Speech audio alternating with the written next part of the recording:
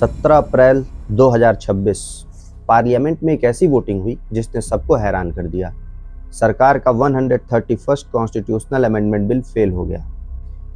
TV पर इसे हार बताया जा रहा है और अपोजिशन इसे अपनी जीत मान रहा है। पर इस कहानी की शुरुआत यहाँ नहीं, 3 साल पहले हुई थी। सितंबर 2023 वुमेन रिजर्वेशन लॉ पास हुआ था, जिसे हम 106 कॉन्स्टिट्यूशनल अमेंडमेंट के रूप में जानते हैं। उस समय लगा कि महिलाओं को 33% रिजर्वेशन तुरंत मिल गया, लेकिन कानून की सबसे बड़ी शर्त यह थी इसका इम्प्लीमेंटेशन अगले सेंसस और उसके बाद होने वाले डिलिमिटेशन से जुड़ा रहेगा। सेंसस में हर आदमी और औरत की काउंटिंग करके एक डाटा तैयार किया जाता है और डिलिमिटेशन सीट का एक्सपेंशन है। इसे आसान भाषा में समझें, मान लीजिए एक क्लासरूम में 100 बेंचेज हैं। अगर आज ही 33 सीट रिजर्व कर दें तो 33 स्टूडेंट को सीट छोड़नी पड़ेगी। तो सॉल्यूशन क्या है? एक बड़ा हॉल बनाया जाए जिसमें 150 बच्चे बैठे हों। आर्टिकल 82 के मुताबिक ये सीट रीडिस्ट्रीब्यूशन तभी होता है जब सेंसस के नए आंकड़े आते हैं। देखिए, पॉलिटिक्स में पावर इक्विवेलेंट होता है कंट्रोल के। जितना आपका कंट्रोल उतना आप पावरफुल। और यहीं से शुरू हुआ नॉर्थ वर्सेस साउथ का कॉन्फ्लिक्ट। साउथ के स्टेट्स ने पॉपुलेशन कंट्रोल किया जबकि नॉर्थ की आबादी बढ़ी।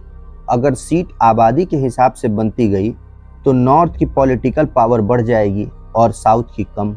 साउथ के स्टेट्स ने इसे फेडरलिज्म पर हमला बताया। इसी टेंशन की वजह से ऑपोजिशन ने इस बिल का रास्ता रोका। अब सवाल ये है कि जब सरकार के पास मेजॉरिटी है तो बिल फेल कैसे हुआ? इसका जवाब है आर्टिकल 368। नॉर्मल कानून को पास होने के लिए 51% वोट्स काफ़ी हैं, लेकिन जब संविधान बदलने की बात आती है तो वहाँ पे चाहिए स्पेशल मेजॉरिटी, यानी 2/3 वोट्स। 17 अप्रैल को सरकार के पास 298 वोट्स थे, पर उन्हें चाहिए थे 362। जब ऑपोजिशन ने सपोर्ट नहीं किया तो बिल रिजेक्ट हो गया और रिजर्वेशन मिलने की उम्मीद लगभग खत्म हो गई। अब आते हैं सबसे बड़े सवाल के ऊपर। क्या सरकार को नहीं पता था कि ये बिल रिजेक्ट हो जाएगा? और अगर इसका जवाब हाँ है तो फिर ये बिल लाया क्यों गया? इसके पीछे 2 बड़े लीगल और पॉलिटिकल लॉजिक्स हैं। द इंटेंट नैरेटिव, सरकार ने महिलाओं को मैसेज दिया, हमने तो वादा पूरा करने की कोशिश की, पर ये ऑपोजिशन ने रास्ता रोक दिया।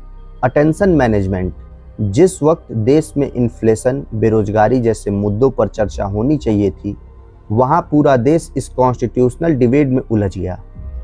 वो कहते हैं ना, हार के जीतने वाले को बाजीगर कहते हैं। तो फिर क्या ये हार थी या मास्टर स्ट्रोक? सरकार ने तो ये दिखा दिया कि वो महिलाओं के साथ है, भले ही कानून पास ना हो पाए। कभी कभी सत्ता में बने रहने के लिए असली मुद्दों से ध्यान हटाना ही असली लीगल लॉजिक है।